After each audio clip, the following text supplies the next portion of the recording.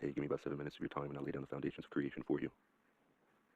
It is my honor and duty, my love, to speak to you about the philosophical system of unity. And in order to do this, we'll have to understand Ra's use of the term distortion. This starts with the understanding of the original creative process. It is interesting to note that if we assume Ra's description of creation to be correct, both the creationalist and evolutionalist are correct, and they should not be arguing. According to Ra, the actual process is that of a created evolution.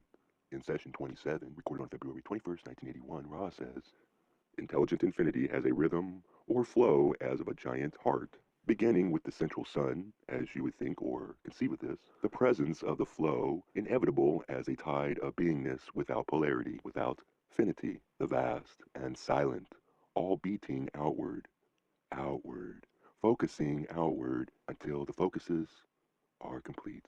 The intelligence or consciousness of foci have reached a state where their, shall we say, spiritual nature or mass calls them inward, inward, inward, inward until all is coalesced.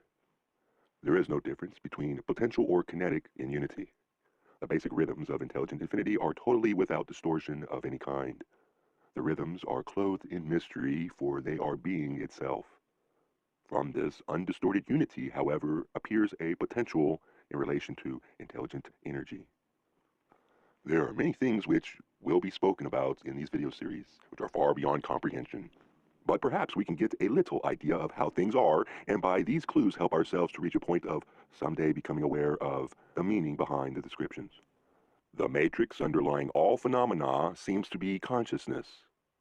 The material worlds and beings are a product of consciousness. The way that I understand the start of the universe, from Ra's description, is that, firstly, we have pure consciousness, undifferentiated, infinite, totally unified. At this point, we have only the one self, the creator, undivided. In order to experience and know the self, this infinite consciousness, or intelligent infinity, plans to divide into many selves.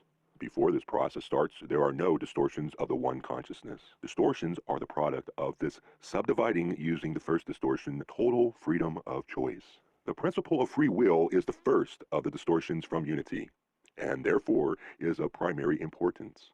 All other distortions are a product of this free will and are a necessary part of an infinitely varying experience. In session 28, collected on February 22nd, 1981, Ra says, In each beginning there is the beginning from infinite strength. Free will acts as a catalyst. Beings begin to form the universes. Consciousness then begins to have the potential to experience. The potentials of experience are created as a part of intelligent energy and are fixed before experience begins. However, there is always, due to free will acting infinitely upon the creation, a great variation in initial responses to intelligent energy's potential. Thus, almost immediately, the foundations of the, shall we call it, hierarchical nature of beings begins to manifest as some portions of consciousness or awareness learn through experience in a much more efficient manner. We wish to establish that we are truly humble messengers of the Law of One. We can speak to you of our experiences and our understandings and teach, learn in limited ways. However, we cannot speak in firm knowledge of all the creations. We know only that they are infinite.